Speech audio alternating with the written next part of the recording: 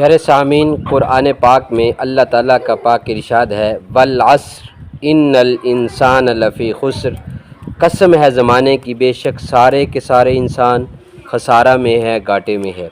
تو سارے انسان گھاٹے والے ہیں، سارے انسان نقصان والے ہیں، سارے انسان جو ہے وہ ناکام ہونے والے ہیں۔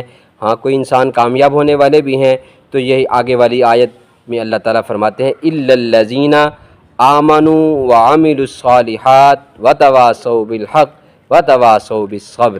ہاں، کامیاب سوائے ان لوگوں کے جو ایمان لے آئیں گے، الا مگر یہ کہ جو ایمان لے آئیں اور نیک اعمال کریں۔